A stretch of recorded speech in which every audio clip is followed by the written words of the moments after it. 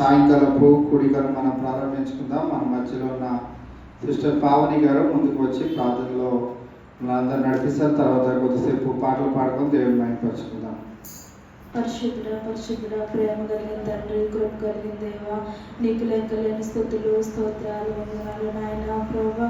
ఉదయకాల సమయం నుండి నాయన ప్రభా నన్ను, నా కుటుంబాన్ని, సంఘాన్ని నీ రెక్కల చాటును భద్రపరిచిన దేవా నీకు వందనాలు నాయన ప్రభా. ఈ శిలువ ధ్యానాల్లో నాయన ప్రభా నిన్ను స్తుతించుకునే భాగ్యాన్ని దయచేసిన దేవా నీకు వందనాలు నాయన ప్రభా. వచ్చిన బిడ్డలు బట్టి నీకు వందనాలు నాయన ప్రభా. రాలేని బిడ్డలు నాయన ప్రభా సమయానికి నీ సన్నిధికి వచ్చి నిన్ను స్తుతించే భాగ్యాన్ని బిడ్డలకి దయచేయండి ప్రభా నీకు వందనాలు నాయన ప్రభా. ఈ శిలువ దినాల్లో నాయన ప్రభా ఎట్టి రీతిగా నాయన ప్రభా నిన్ను స్తుతించాలో నాయన ప్రభా, నీలో నాయన ప్రభా నిలకడగా ఉండాలో నాయన ప్రభా, అట్టి కృపని మాకు దయచేయండి ప్రభా నీకు వందనాలు నాయన ప్రభా. యేసయ్య సంఘంలో ఉన్న ప్రతి కుటుంబాన్ని దీవించి ఆశీర్వదించమని, వచ్చిన బిడ్డలు నాయన ప్రభా, రాలేని బిడ్డలు నాయన ప్రభా సమయానికి నిన్ను వచ్చి నాయన ప్రభా నిన్ను స్తుతించే కృపను దయచేయమని, ఈ చిన్న ప్రార్థనని పాసాన్ని చేర్చుకోమని యేసు నా పేరట వేడుకుంటున్నాం మా పరమ తండ్రి. ప్రేమించి దేవుడు క్షమించి ఓ తల్లి కన్నను, ఓ తండ్రి కన్నను, ప్రేమించు దేవుడు క్షమించు దేవుడు. ఓ తల్లి కన్నను, ఓ తండ్రి కన్నను, ప్రేమించు దేవుడు క్షమించు దేవుడు. ప్రేయసి కన్నా ప్రేమించు దేవుడు, ప్రేయసి కన్నా ప్రేమించు దేవుడు. ప్రాణాన్ని త్యాగమిచ్చిన నిజ స్నేహితుడు, ప్రాణాన్ని త్యాగమిచ్చిన నిజ స్నేహితుడు. ఓ తల్లి కన్నను, ఓ తండ్రి కన్నను, ప్రేమించు దేవుడు క్షమించు దేవుడు. కాలాలు మారినా కరిగిపోని ప్రేమ, కల్వరిలో చూపిన క్రీస్తు ప్రేమ. కాలాలు మారినా కరిగిపోని ప్రేమ, కల్వరిలో చూపిన క్రీస్తు ప్రేమ. కొలిమి వచ్చి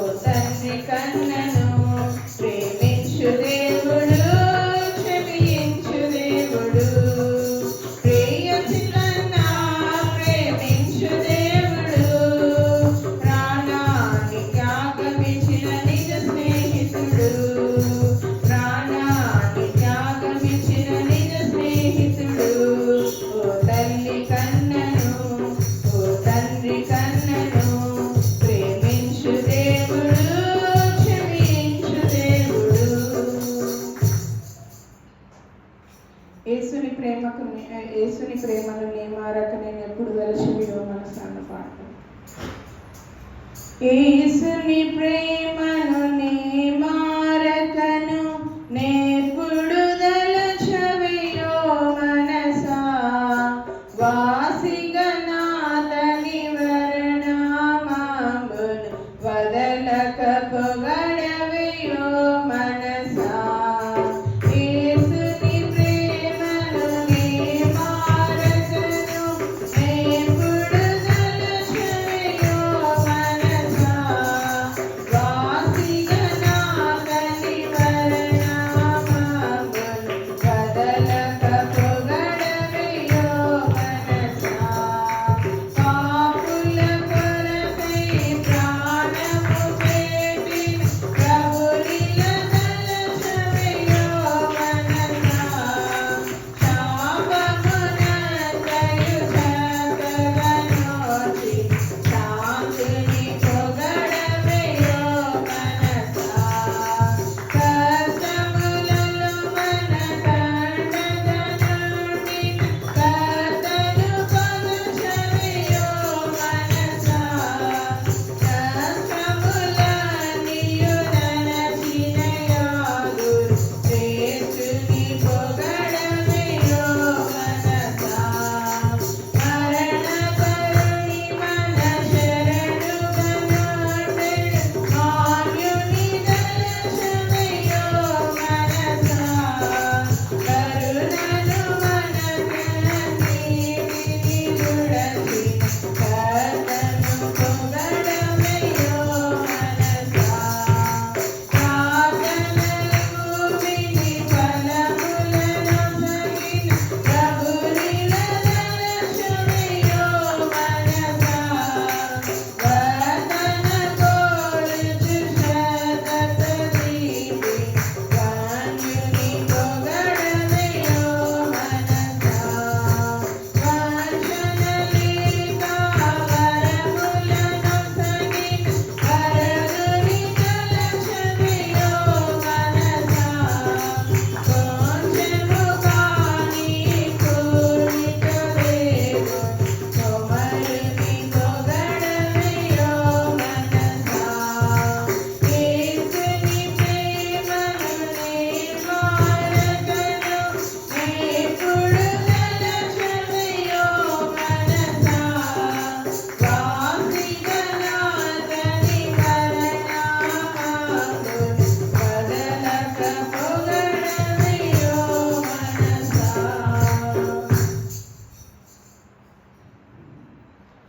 ప్రేమ యేసుని ప్రేమ ఉన్నత ప్రేమ అన్న పాట. ప్రేమ యేసుని ప్రేమ ప్రేమ ఉన్నత ప్రేమ ప్రేమ యేసుని ప్రేమ ప్రేమ ఉన్నత ప్రేమ లోకములు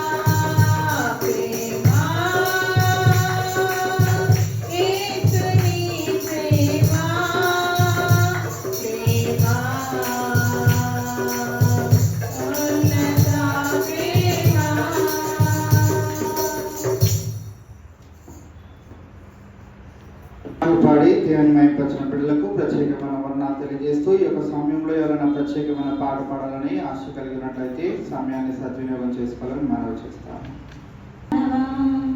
నీ పాపం మానవా యేసయ్య చెంత చేరి నీ బ్రతుకు మార్చుకోవా. ఓ మానవా నీ పాపం మానవా యేసయ్య చెంత చేరి నీ బ్రతుకు మార్చుకోవా. పాపంలోనే బ్రతుకుతున్నచో చెడు నీ దేహము, పాపంలోనే మరణించినచో తప్పదు నరకము. పాపంలోనే మరణించినచో చెడు నీ దేహము, పాపంలోనే బ్రతుకుతున్నచో తప్పదు నరకము. ఓ మానవా నీ పాపం మానవా యేసయ్య చెంత చేరి నీ బ్రతుకు మార్చుకోవా. ఎంతకాలము పాపంలోనే బ్రతుకుచుందువు, ఎంతకాలము శాపంలోనే కొట్టబడుదువు, ఎంతకాలము వ్యసనపరుడవై తిరుగుచుందువు, ఎంతకాలము దుఃఖములోనే మునిగిచుందువు. యేసుని నమ్మి పాపము నుండి విడుదల పొందుము. యేసయ్యే తన రక్తంతో నీ పాపము కడుగును. యేసుని నమ్మి పాపము నుండి విడుదల పొందుము. యేసయ్యే తన రక్తంతో నీ పాపము కడుగును. ఓ మానవా నీ పాపం మానవా యేసయ్య చెంత చేరి నీ బ్రతుకు మార్చుకోవా. ఎంతకాలము దేవుని విడిచి తిరుగుచుందువు, ఎంతకాలము దేవుడు లేక బ్రతుకుచుందువు, ఎంతకాలము దేవుని మాటలు ఎదిరించుదవు, ఎంతకాలము దేవుడు నీవు దుఃఖపడదువు. యేసయ్యే నీ పాపం కొరకు ప్రాణం పెట్టెను. యేసయ్యే నిన్ను రక్షించి పరమున చేర్చును. యేసయ్యే నీ పాపం కొరకు ప్రాణం పెట్టెను. యేసయ్యే నిన్ను రక్షించి పరమున చేర్చును. ఓ మానవా నీ పాపం మానవా యేసయ్య చెంత చేరి నీ బ్రతుకు మార్చుకోవా. ప్రత్యేకమైన పాటను పాడి దేవుని మైపరిచిన సిస్టర్ వసంత గారికి ప్రత్యేకమైన వర్ణాలు తెలియజేస్తూ ఈ యొక్క సమయంలో దేవుని యొక్క వాక్యాన్ని కొద్దిసేపు మనం ధ్యానించుకుందాం. మన మధ్యలో పుష్ప గారు ఉన్నారు, వారు ముందుకు వచ్చి ప్రార్థన చేసిన తర్వాత దేవుని యొక్క వాక్యాన్ని ధ్యానించుకుందాం. స్తోత్రాలు తండ్రి కుమార పరిశుద్ధ నామములో మీకు వందనములు స్తోత్రాలు నాయన ప్రభువా. తండ్రి నా దేవా నీ గొప్ప దేవుడు తండ్రి నాయన నీకు స్తుతులు స్తోత్రాలు అయ్యా తండ్రి. నా ప్రభువా నీకేమిచ్చి నీ రుణం తీర్చగలను నాయన. మా కొరకు తండ్రి మీరు శిలువలో బలియాగమైన దేవా మీకు స్తుతులు స్తోత్రాలు తండ్రి నాయన. మా పాపాల కొరకే తండ్రి మీరు ఎంతగానో శ్రమలు పొందారు దేవా మీకు స్తుతులయ్యా. నువ్వు గొప్ప దేవుడు తండ్రి, నీకు వందనములు స్తోత్రాలు నాయన ప్రభువా. తండ్రి నాయన సంఘాన్ని సంఘ కుటుంబాన్ని తండ్రి నా ప్రభువా నువ్వు నాయన అందరినీ నా ప్రభువా కాచి కాపాడి పోషించి రక్షిస్తున్న నా తండ్రి నీకు స్తుతులయ్యా.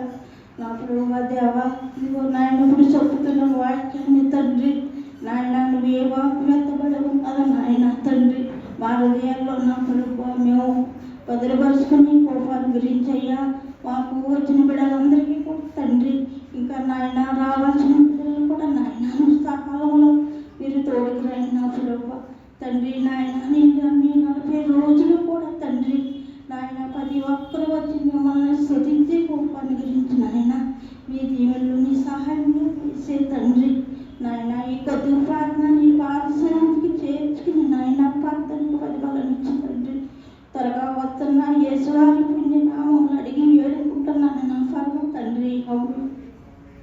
ఈ యొక్క వాక్యాన్ని ధ్యానించుకోవడానికి దేవుడు మనకు చూపెట్టిన కృపను బట్టి దేవాది దేవునికి వందనాలు తెలియజేసుకుంటూ ఇది నానా దినవృత్తాంతుల గ్రంథము మొదటి గ్రంథము 4వ అధ్యాయము 9-10 వచనాలను మనం ధ్యానించుకుందాం.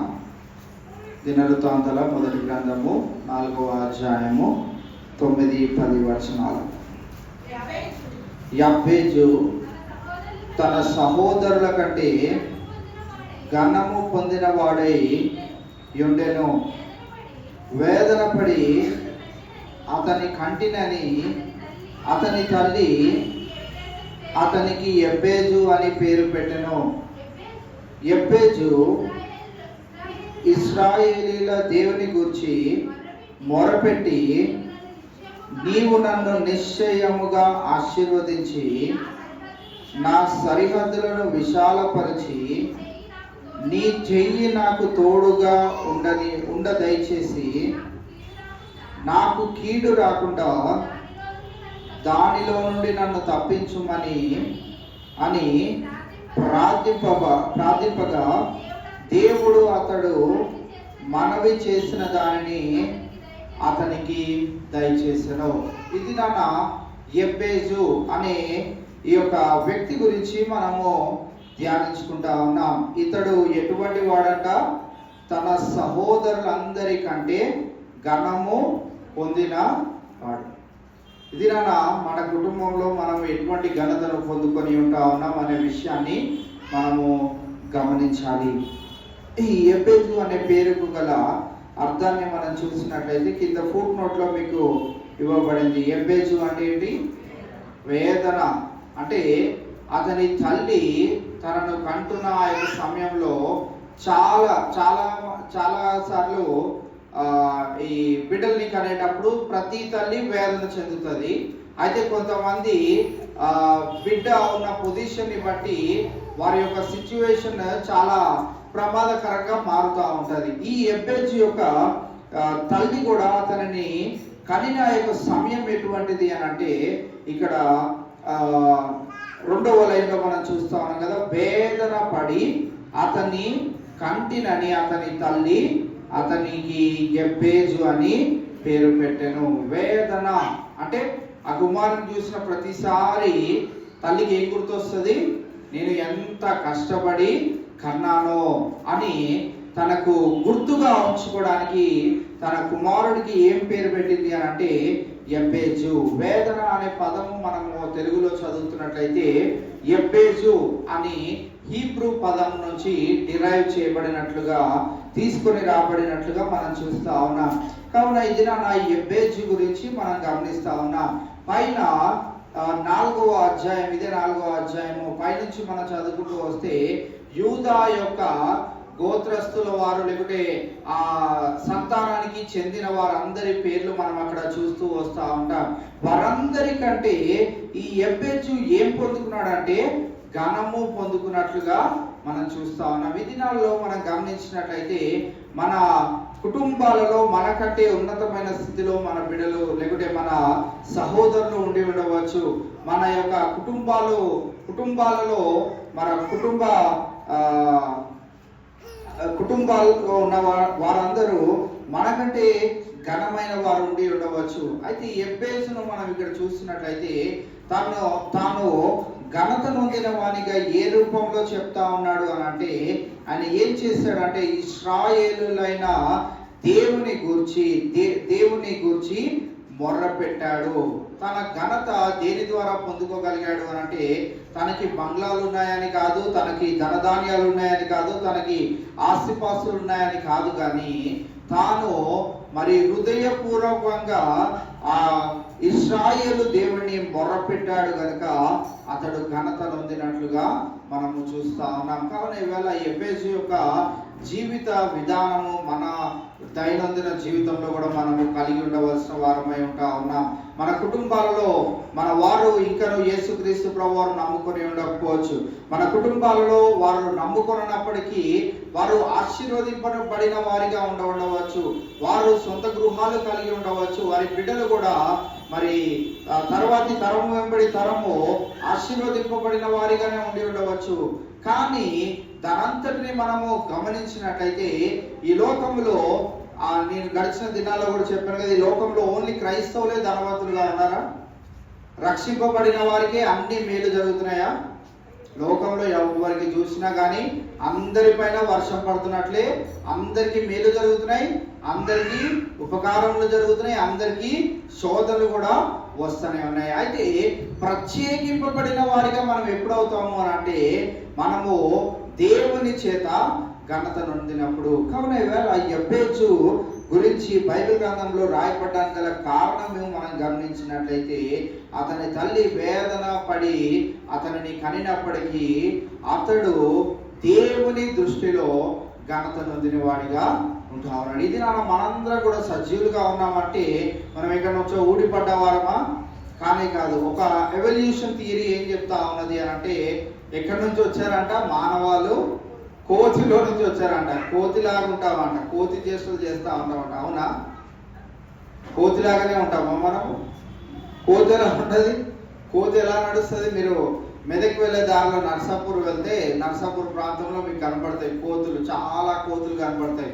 మనం కోతిలాగా ఉన్నాము అని, కోతి జాతిలో నుంచి వచ్చిన వారమని, ఇంకా చాలా ఎవల్యూషన్ థియరీస్, చాలా రకరకాలుగా మానవాళి యొక్క సృష్టి జరిగింది అని తెలియజేస్తా ఉన్నారు. బైబిల్ గ్రంథము స్పష్టంగా క్లియర్గా మరి ఏం తెలియజేస్తా ఉన్నదంటే అది నమ్మే విధంగా ఉన్నది. మనం చూడని దేవుడు మన రూపంలోనే ఉన్నాడు అనే విషయాన్ని మనము మన జీవిత విధానాన్ని బట్టి మనము కనుగొనగలుగుతా ఉన్నాం. ఆయన ఎవరి రూపంలో చేశాడంట? మానవాళిని తన రూపంలో చేశాడు. అంటే దేవుడు కూడా ఏ రూపంలో ఉన్నాడు? మన రూపంలోనే ఉన్నాడు.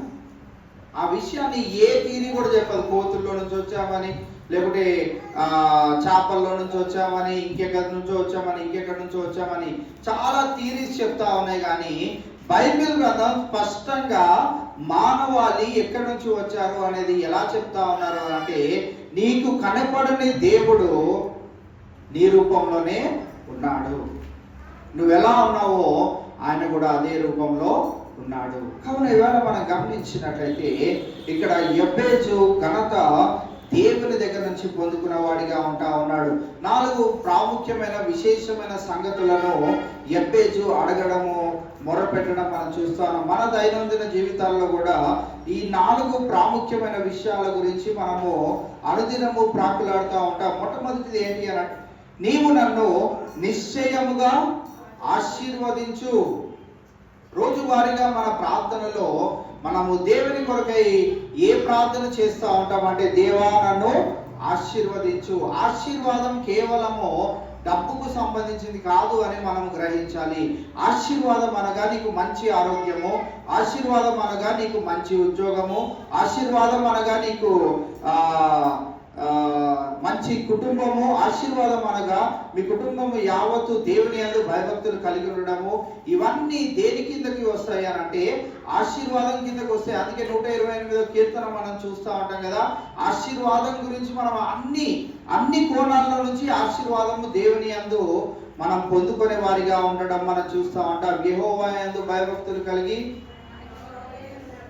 ఆయన త్రోవల యందు నడుచు వారందరూ ధన్యులు. నిశ్చయముగా నీవు నీ చేతుల కష్టార్జితమును అనుభవించదు. మొట్టమొదటిగా మనం చేసే కష్టానికి ప్రతిఫలాన్ని పొందుకుంటాం. నీ లోకిట నీ భార్య ఫలించు ద్రాక్షవల్లి వలె ఉంటది. అంటే నువ్వు తీసుకొని వచ్చిన ప్రతి విధమైనటువంటి కష్టార్జితాన్ని మరి చిల్లు సంచులో వేసిన దానిలాగా ఉంచకుండా మరి సామెత గ్రంథంలో చెప్పిన రీతిగా మరి గుణవతి అయిన భార్య వలె నీవు కష్టార్జితమును ఆమెకు తీసుకొని వచ్చి ఇచ్చినప్పుడు ఆమె దాన్ని భద్రపరుస్తూ కుటుంబాన్ని కాపాడేదిగా ఉంటుంది. దాని తర్వాత పిల్లలు ఒలీవ మొక్కల వలె ఎదుగుతూ ఉంటారు. పచ్చని ఒలీవ మొక్కల వలె, అంటే వారి జీవితం మనం చూస్తూ ఉంటే చూడముచ్చటగా కనపడతా ఉంటది. ఎప్పుడు ఆ రీతి కుటుంబం మనకు కనపడుతుంది అంటే ఎవరైతే దేవుని యందు భయభక్తులు కలిగి ఉంటారో, దేవుని యందు భయభక్తులు కలిగి ఉన్న వారికి ఈ రీతి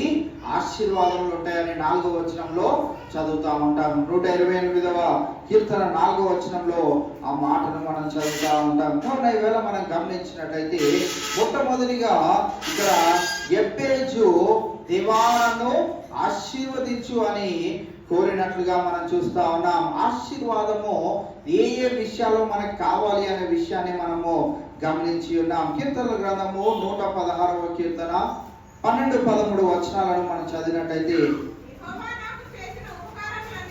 యెహోవా నాకు చేసిన ఉపకారములన్నిటికీ నేను ఆయనకి ఏమి చెల్లించుదును?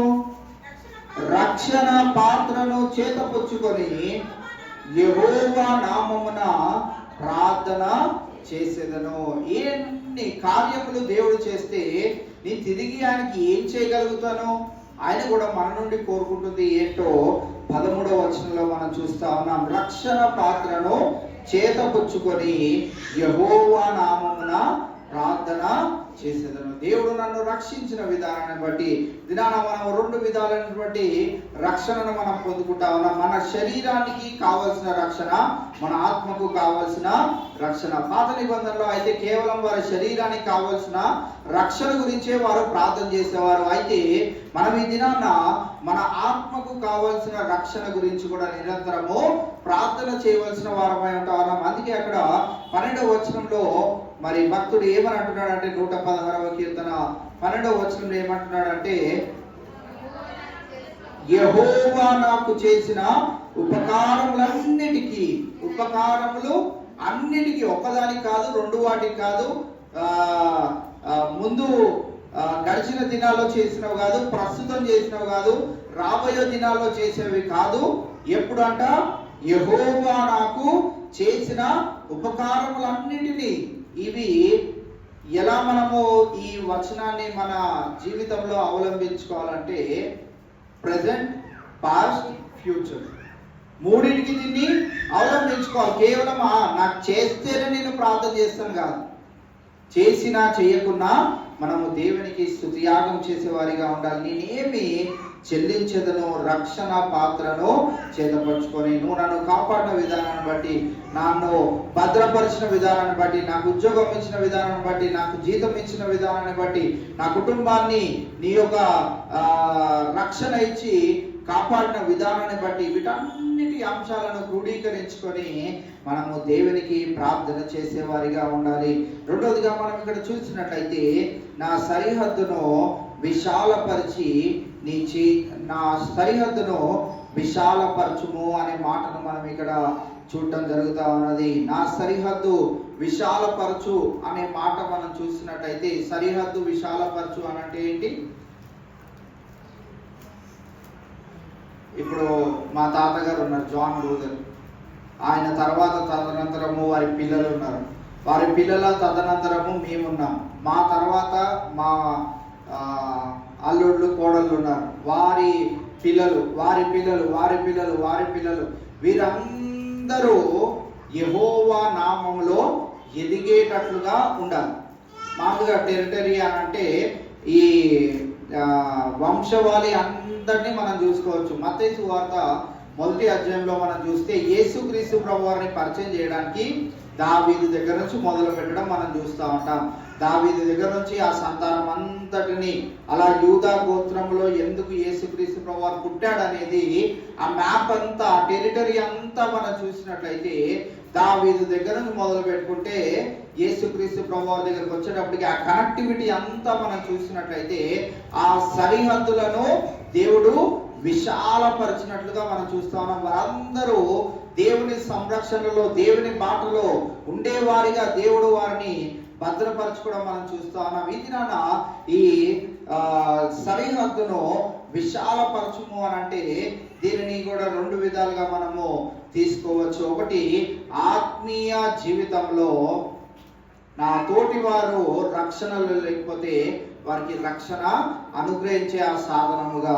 రెండవది, మన కుటుంబ వ్యవస్థలో ఎవరైతే ఇంకనో దేవుని నమ్ముకోలేదో వారిని దేవునిలోనికి నడిపించేది ఒకటే. అయితే మన కుటుంబం యావత్తు దేవుని సంరక్షణలో లేకపోతే దేవుని బాటలో నడుచుకునేటట్లుగా చూసుకోవడం రెండవ విషయంగా మనం చూస్తా ఉన్నాం. నా సరిహద్దును విశాలపరిచితివి అనే మాటను రెండవ తన ప్రార్థనలో మొరపెట్టుకున్నట్లు మనం చూస్తా ఉన్నాం. నిర్గమకాండం 34వ అధ్యాయము 24వ వచనాన్ని మనం చూసినట్లయితే, నిర్గమకాండం 34వ అధ్యాయం 24వ వచనం. ఏలయనగా నీ ఎదుట నుండి జనములను వెళ్ళగొట్టి నీ పొలిమేరలను గొప్పవిగా చేసేదను, మరియు నీవు సంవత్సరమునకు ముమ్మారు నీ దేవుడైన యెహోవా సన్నిధిని కనబడబోనప్పుడు ఎవ్వడును నీ భూమిని ఆశింపడు. అంటే నీకు కలిగిన సమస్తమును దేవుడు ఏ రీతిగా కాపాడుతాడో, దేవుడు విశాలపరిచిన దానంతటిని కాపాడేటట్లుగా ఉంచడం మనం చూస్తా ఉన్నాం. ఇక్కడ మోషే దేవునితో మాట్లాడుతున్న సందర్భాన్ని మనం ఇక్కడ చూస్తా ఉన్నాం. ఇక్కడ 24వ వచనంలో మనం ఏం చూస్తా ఉన్నాం అంటే, నీ పొలిమేరలను గొప్పవిగా చేసేదను, నీ కుటుంబాలను, నీ తర్వాత వచ్చే వారందరినీ నేను గొప్పగా చేసేదను. అయితే నీవు సంవత్సరమునకు ముమ్మారు నీ దేవుడైన యెహోవా సన్నిధిని కనబడబోనప్పుడు ఎవ్వడును నీ భూమిని ఆశింపడు. మన పరిస్థితులు, మన సరిహద్దులు విశాలపరచబడాలి అని అంటే మనం ఎక్కడ ఉండాలి?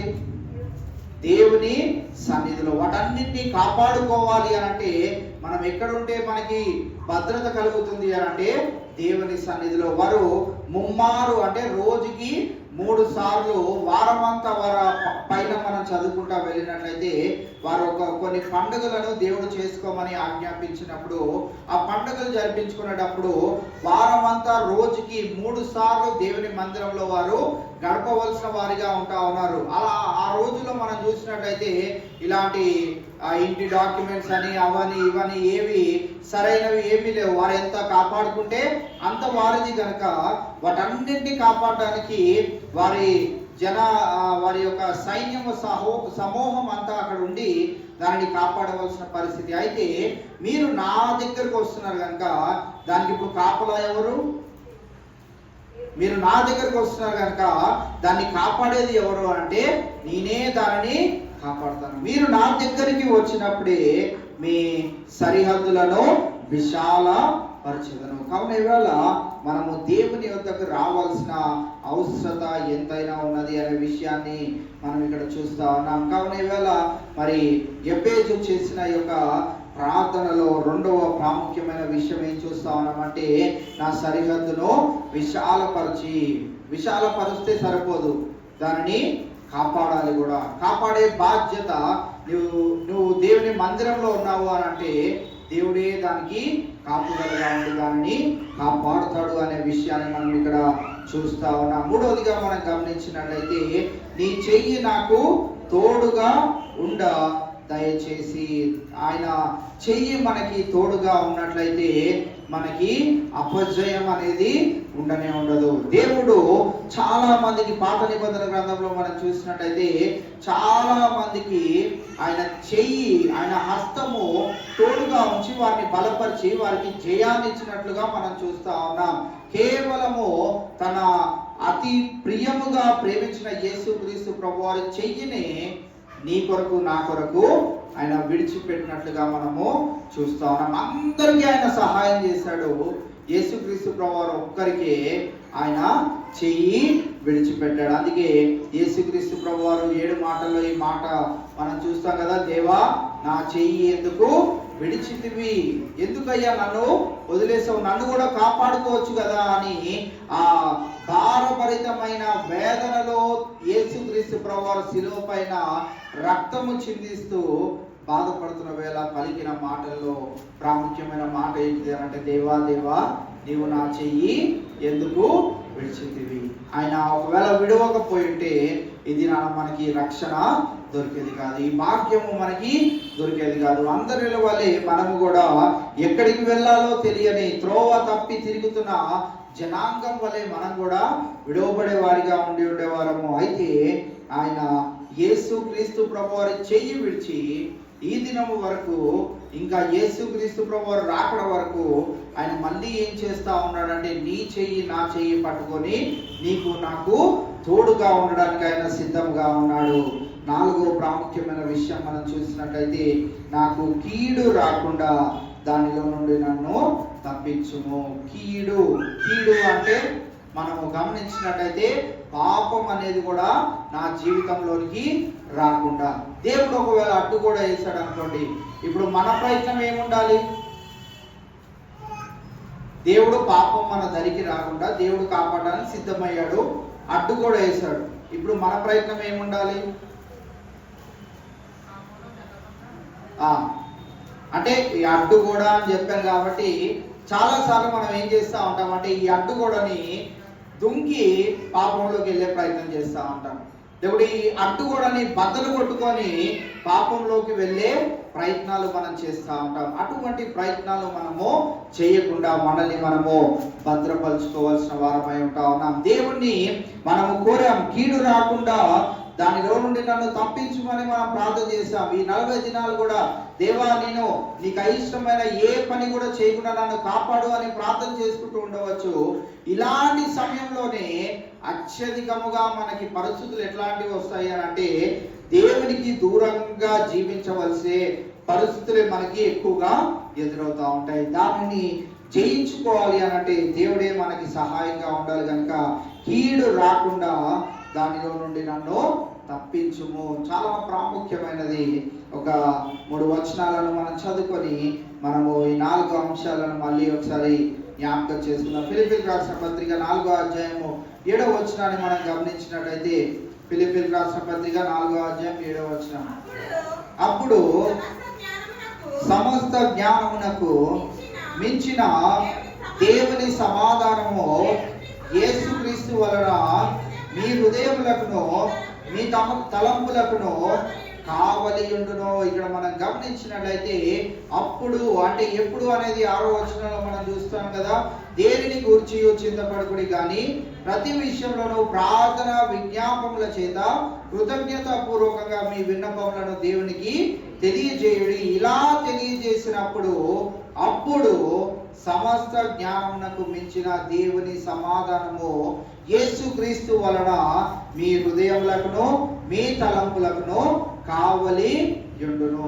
ఆయన మన తలంపులకు మన యొక్క హృదయములకు కావలిగా ఉన్నాడు అనుకోండి, మనం దేని గురించి కూడా ఆలోచన చేయని వారిగా మనం ఉండగలుగుతాం. కావున ఈవేళ మనం గమనించినట్లయితే మనము దేని గురించి కూడా చింతించకుండా ఎలా ఉండాలి అని ఇక్కడ సెలవిస్తున్నాడు అని అంటే దేనిని గురించి కూడా చింతించవద్దు కానీ ప్రార్థన విజ్ఞాపముల చేత మీ విన్నపములను దేవునికి తెలియచేయుడి. దేవునికి తెలియజేసినప్పుడు ఆయన ఏం చేస్తాడు అని అంటే మీ తలంపులను మీ హృదయములను ఆయన కావలిలో ఆయన భద్రతలో ఆయన ఉంచుకుంటాడు. ఇంకా ఎటువంటి చెడు తలంపులు ఇది అవుతుందా, ఇది జరుగుతుందా, నా జీవితంలో ఇది నెరవేరుతుందా అని చెడు తలంపులు మన జీవితాల్లో రాకుండా దేవుడు మనకి కావలిగా ఉంటాడు. దేనికి కావలిగా ఉంటాడంట? మన హృదయములకును మన తలంపులకును. మన తలంపులు నిరంతరము చెడ్డవిగా ఉంటాయి. చెడ్డవిగా అవి నానా విధములైనటువంటి చెడు ఆలోచనలు ఎలాంటివి అంటే నెగిటివ్ థాట్స్ తో మనం ఉంటాం. పాజిటివ్ గా ఉండవలసిన క్రైస్తవ బిడ్డలమైన మనము నెగిటివ్ గా మనం ఆలోచిస్తూ ఉంటాం. ఇది నా జీవితంలో జరగదు, నాకు దొరకదు, నా వలన అవ్వదు అని మనము అనుకుంటా ఉంటాం. కానీ మన దేవుడు ఎటువంటి దేవుడు అని అంటే మనకి కావలిగా ఉండే దేవుడు, మనం అడిగిందెల్లా చేసే దేవుడు కనుక ఈవేళ ఎబ్బేజు యొక్క జీవితంలో నుంచి మనము 4వ ప్రాముఖ్యమైన ప్రార్థన అంశం ఏం చూస్తా ఉన్నామంటే కీడు రాకుండా నాకు తోడుగా ఉండమని ప్రార్థన చేస్తా ఉన్నాడు. ఇక్కడ ఫిలిప్పీ సంఘానికి కూడా పౌలు భక్తుడు అదే మాటలు తెలియజేస్తా ఉన్నాడు. దేనిని గురించి చింతపడకుడి. 8-9 వచనాలు కూడా మనం చూసినట్లయితే మెట్టుకు సహోదరులారా ఏ యోగ్యత అయినను మెప్పైనను ఉండిన ఎడల ఏవి సత్యమైనవో ఏవి మాన్యమైనవో ఏవి న్యాయమైనవో ఏవి పవిత్రమైనవో ఏవి రమ్యమైనవో ఏవి ఖ్యాతి గలవో వాటి మీద ధ్యానం ఉంచుకొనుడి. మరియు మీరు నా వలన ఏది నేర్చుకొని అంగీకరించితిరో నా యందున్నట్లుగా ఏవి వింటిరో ఏవి చూచితిరో అట్టి వాటిని చేయుడి. అప్పుడు సమాధానకర్తయగు దేవుడు మీకు తోడై యుండును. ఏవి చేస్తే దేవుడు మనకి తోడుగా ఉంటాడు? ఇప్పుడు ఏవి చేయాలి? పైన చెప్పబడినవన్నీ ఎన్ని చెప్పాడు అంటే, సత్యమైనవో, మాన్యమైనవో, న్యాయమైనవో, పవిత్రమైనవో, రమ్యమైనవో, ఖ్యాతి గలవో 6 ప్రాముఖ్యమైన విషయాలను చెప్పాడు. అవన్నీ అమూల్యమైనవే, దేవుని దగ్గర నుంచి పొందుకునేవే గనుక వాటి మీద మనం ఏం చేయాలంట? ధ్యానం ఉంచుకోవాలి. నేను మీకు చెప్పిన సంగతులన్నిటినీ మీరు అంగీకరించి ఉన్నారు, నా యందు ఉన్నట్టుగా ఏవి వింటిరో, ఏవి చూచితిరో అట్టి వాటిని చేయుడి. అప్పుడు మన కీడు మన దరికి చేరకుండా దేవుడు మనకి తోడుగా ఉంటాడు. కావున ఇవాళ మనం గమనించినట్లయితే మన ఎబ్బేజు తన ప్రార్థన అంశంలో కేవలము ఆశీర్వాదం కొరకే ప్రార్థన చేయట్లేదు, కానీ 4 విశేషమైన సంగతుల గురించి ప్రార్థన చేయడం మనం చూస్తా ఉన్నాం. హెబ్రీయులకు రాసిన పత్రిక 10వ అధ్యాయము 24-25 వచనాలు కూడా మనం చూసినట్లయితే, కొందరు మానుకొనుచున్నట్లుగా సమాజముగా కూడుట మానక ఒకరినొకడు హెచ్చరించుచు, ఆ దినము సమీపించుట మీరు చూచిన కొలది మరీ ఎక్కువగా అలాగు చేయుచు, ప్రేమ చూపుటకును సత్కార్యములు చేయుటకును ఒకరినొకడు పురికొల్పవలనని ఆలోచిద్దాము. ఇక్కడ మనం గమనించినట్లయితే 24-25 వచనాల్లో మనం ఏం చూస్తా ఉన్నామంటే, కొందరు మానుకొనుచున్నట్లుగా. మన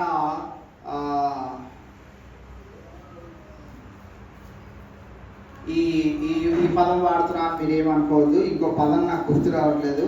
మన దరిద్రం అనాలి. దరిద్రం ఏంటంటే, చర్చికి బయలుదేరదాం అనుకున్నప్పుడు మనవారే ఏమని అంటారంటే, ఈరోజు చర్చికి ఎందుకులే అని అంటారు. మనవారే ఈరోజు ఎందుకులే అని అంటారు. ఈరోజు దేవుని మందిరానికి కాకుండా పలానా చోటకి వెళ్దాము అని అంటూ ఉంటారు. ఉదాహరణకి మీకు చెప్తా ఉన్నాను, మా ఫ్రెండ్ కూడా ఈరోజు మార్నింగ్ కాల్ చేసి, చాలా రోజులు అయిపోయింది, హలీం సీజన్ హాఫ్ అయిపోయింది, హలీం తినడానికి వెళ్దాం అన్నాడు. రీసెంట్గా పెళ్ళైంది మా ఫ్రెండ్కి. అయితే మీ ఆవిడ ఊరుకోదు కదరా నైట్ తిరుగుతాయా అని అన్నాను. ఏం కాదు, వాళ్ళ మమ్మీ వాళ్ళ ఇంట్లో పెట్టేసి నేను వస్తాను, మనం బయటికి వెళ్దామా అని అన్నాడు. నేను ఇప్పుడు వెళ్తే బాగుంటుందా, వెళ్ళకుంటే బాగుంటుందా? వెళ్తే మంచిదా, వెళ్ళకపోతే మంచిదా? మీరు వెళ్తారు, మీరు బాగానే వెళ్తారు, నన్ను వెళ్ళొద్దంటున్నారు. ఇది ఎక్కడ అన్యాయం అసలు? మీరు తిరుగుతారు, నా వరకు వస్తే మాత్రం మీరు పాస్టర్ గారు కాబట్టి మీరు 7:30 నుంచి 8:30, 9 వరకు ఎక్కడ ఉండాలి? దేవుని మందిరంలోనే ఉండాలి. వాక్యం చెప్పినా చెప్పకపోయినా, ఏం చేసినా చేయకపోయినా ఇదే న్యాయం అండి. మీకు ఒక న్యాయం, నాకు ఒక న్యాయం. ఇలా ఉండకూడదు మనం. ఏం కాదండి, ఒక రోజు వెళ్ళండి, హలీం సీజన్ అయిపోతుంది, మళ్ళీ దొరకదు కదా అని అలా ఎంకరేజ్ చేసేవారుగా లేరు మీరు. ఇక్కడ కొంతమంది ఎలా ఉంటారు అని అంటే, కొందరు మానుకొను చున్నట్లుగా. ఇందాక ఆ పదం ఎందుకు వాడాను అంటే, వారు మానితే మానారు, మనల్ని కూడా ఏం చేయాలనుకుంటారు? నువ్వు కూడా మానేయచ్చు. అక్కడ ఎక్కడో ఏదో షాప్ పెట్టారంట, ఏదో చెప్పారంట, ఏదో చేస్తున్నారంట, అక్కడికి వెళ్తే బాగుంటుందంట అని మనల్ని మభ్యపరిచేవారు చాలా మంది ఉంటారు. మన సమయాన్ని దోచుకోవడానికి సాతానుడు వారి రూపంలో వచ్చి మనల్ని ప్రేరేపించి దేవునికి దగ్గర వచ్చిన మనలను ఆయనకి దూరంగా లాగివేస్తూ ఉంటాడు. కావున మనం గమనించినట్లయితే కొందరు మానుకునేవారు మన చుట్టూ ఉంటారు. సమాజముగా కూడుట మానక మనమైతే ఎలా ఉండాలి? మానేవారిగా మనం ఉండకూడదు. ఎలాంటి పరిస్థితి వచ్చినా దేవుని మందిరానికి వెళ్ళేవారిగా ఉంటూ సమాజముగా కూడుట మానక ఒకరినొకడు హెచ్చరించుచు. ఏం చేయాలి ఇప్పుడు మనము? రెండవ పని ఏంటిది మనకి ఇవ్వబడింది? వాళ్ళు మనల్ని బయటకు రమ్మంటే మనం ఏం చేయాలి? వాళ్ళని లోపలికి నడిపించేవారిగా ఉండాలి. ఎలాగా అంటే ఒక్కరినొకడు హెచ్చరించు కాదు. ఎప్పుడైనా కానీ 7:30 గంటల నుంచి 8:30 గంటల తర్వాతనే ఏ పైన మనము పెట్టుకునే వారిగా ఉండాలి. ఆ సమయం దేవుని సమయము, విలువైన సమయము.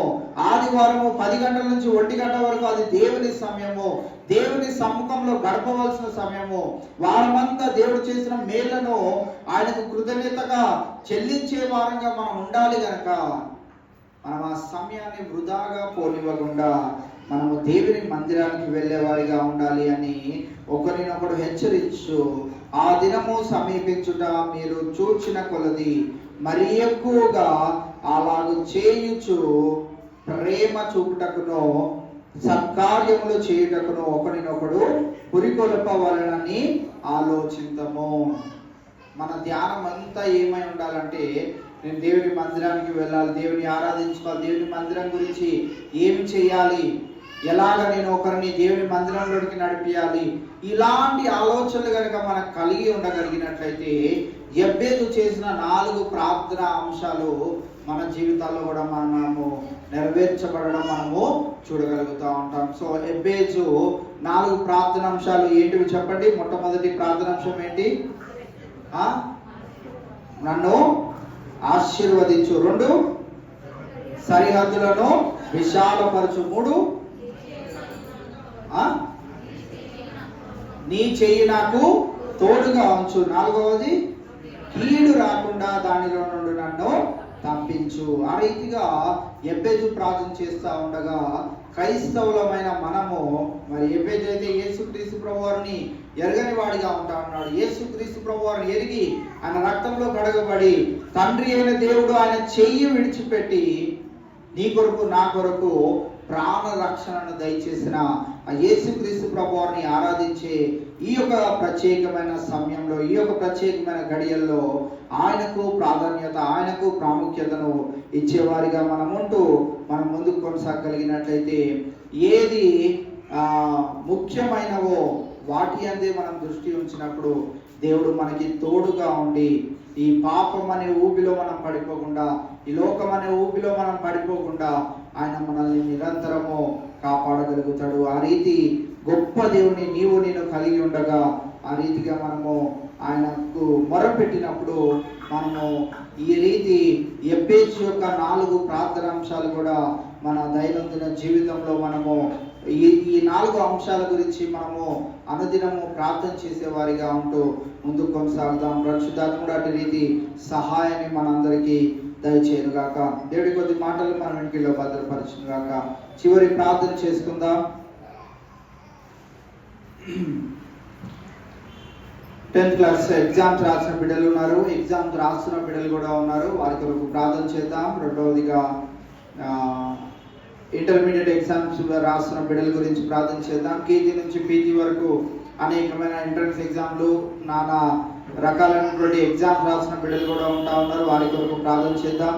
మే 1, 2, 3 తారీఖుల్లో మీటింగ్స్ దేవుని మహిమార్థమై జరుగునట్లుగా మీటింగ్ నిమిత్తమై ప్రార్థన చేద్దాం. ఆ మీటింగ్స్ కొరకై ఏర్పాటు చేయబడిన దైవజనులు రెవరెండ్ పసుల జయప్రకాష్ గారు, వారి గురించి ప్రార్థన చేద్దాం. అలాగనే మరి రక్షింపబడని వారు మరి రక్షణలోనికి వచ్చినట్లుగా ఆ బిడ్డల కొరకు కూడా ప్రార్థన చేద్దాం. అలాగే మీ మీటింగ్స్లలో వాతావరణం కూడా దేవుని కృపను బట్టి మరి మంచి వాతావరణాన్ని దేవుడు అనుగ్రహించలాగున మరి వాటి కొరకు కూడా ప్రార్థన చేద్దాం. మరి ఇది నాన్న మరి అనిత ప్రకాష్ గారు మరి వారి దాంపత్య జీవితంలో మరి యొక్క నూతన దయా కిరీటాన్ని పొందుకున్నారు. వారి గురించి కూడా అనుదిన ప్రార్థన జ్ఞాపకం చేసుకుందాం. అలాగే అనిల్ శ్రవంతి గారు, ఆనంద్ మౌనిక గారు మరి ఈరోజు మనకి పలహారం తీసుకొని రావడం జరిగింది. వారి కుటుంబాన్ని కూడా దేవుడు దీవించలాగున మీ ప్రార్థనలో జ్ఞాపకం చేసుకోవాల్సిందిగా కోరుతా ఉన్నా. సుశాంత్ కూడా మరి దెబ్బలు ఇంకా డ్రెస్సింగ్ చేయించుకుంటా ఉన్నాడు. నొప్పి ఎక్కువగా ఉందని తెలియజేయడం జరుగుతూ ఉన్నది. మరి బిడ్డ గురించి కూడా బిడ్డ సంపూర్ణమైన ఆరోగ్యాన్ని పొందుకునేలాగున బిడ్డ గురించి కూడా మీ ప్రార్థనలు జ్ఞాపకం చేసుకోవాల్సిందిగా మిమ్మల్ని అందరినీ కోరుకుంటా ఉన్నాం. చివరి ప్రార్థన మన మధ్యలో ఉన్న బ్రదర్ సురేష్ గారు వచ్చి చేస్తారు. దాని తర్వాత మనం పలహారం తీసుకొని మన గృహాలకు వెళ్దాం. తండ్రి ప్రభా, మీ వందనాలు, స్తోత్రాలు ప్రభా. మరి ఈ శ్రమదైన ఆరాధనలో ప్రభా 12వ రోజులో ప్రభా మేమందరం ప్రభా మీ సన్నిధిలో కూడి మేము స్తుతించి ఆరాధించే బాధ్యత ప్రభా. నాకు మాకు మా సంఘానికి దయచేసిన దేవా మీకు వందనాలు స్తోత్రాలు ప్రభా.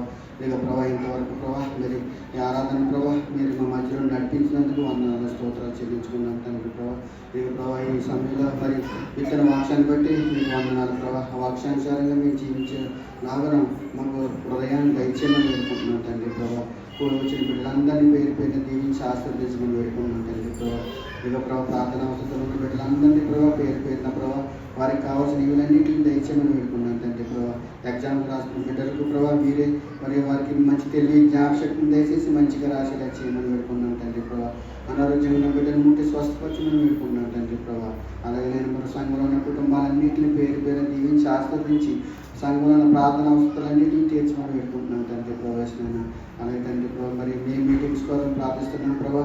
మరి అది జయకరంగా జరగలే చేయమని వేడుకున్నాం తండ్రి. మరి వాక్యాన్ని మరి చెప్పబోయే పాస్టర్ గారిని ప్రభా క్షేమంగా తీసుకొచ్చి ఆ 3 రోజులు ప్రభా మరి మీరే ప్రభా మధ్యలో నడిపించమని వేడుకున్నాం తండ్రి ప్రవేశమైన. అదే ప్రభా సంఘంలో మీకు అనేక ప్రార్థనాస్తులను తీర్చమని వేడుకున్నాం తండ్రి ప్రభా. ఈరోజు ప్రభా మరి అనితా ప్రకాష్ గారిని మరి మరొక నూతన వివాహ రోజు దయచేసినందుకు వందనాలు ప్రభా. వారి నుండి మేము నూరేళ్ళు ప్రభావ మరి మీరే తోడు నేడుగా ఉండమని వచ్చే పనుల్లో మీరు ఉండమని వేడుకున్నాం తండ్రి ప్రవేశమైన. అలాగే తండ్రి ప్రభావ మరి సుశాంత్ విషయం ప్రార్థిస్తున్న ప్రభావ ఆ బిడ్డ గాయాలు కట్టి ప్రభావ మీరే సంపూర్ణంగా ప్రభావ శుద్ధి చేయమని వేడుకున్నాం తండ్రి. త్వరగా ఆ గాయాలను ప్రభావ మరి మార్పించేలా చేయమని వేడుకున్నాం తండ్రి ప్రవేశమైన. అలాగే ప్రభావ ఇంకా మరి ఈరోజు పలహారం తీసుకొచ్చిన బిడ్డలను మీరు ఎక్కడ చోట్ల భద్రపరిచి ప్రభావ వారికి కావాల్సిన అన్నింటిని దయచేయమని వేడుకున్నాం తండ్రి ప్రవేశమైన. ఇంకా ప్రభావ మరి అలాగే మరి శంకర్రావు గారి విషయం ప్రార్థిస్తున్నాం ప్రభావ. అక్కడ కళ్ళ ఆపరేషన్ చేయించుకున్న ప్రభావ ముట్టి స్వస్థపరచమని ప్రభావ ఆ బిడ్డలో ఉన్న మరి అధైర్యాన్ని తీసివేసి ధైర్యాన్ని దయచేయమని వేడుకున్నాం తండ్రి ప్రవేశమైన. ఇది ప్రభావ మరొకసారి ప్రభావ నా ప్రార్థన అంగీకరించి నా ప్రార్థన ప్రతిఫలం దయచేసి మరొకసారి మరి రేపటి దినాన్ని ప్రభావ మేమందరం మీ సన్నిధిలో చేరి మేము స్తుతించి ఆరాధించే భాగ్యాన్ని నాకు మా సంఘానికి దయచేయమని ఈ కొద్ది ప్రార్థన ప్రభు యేసు నామములో అడుగుచున్నాం తండ్రి.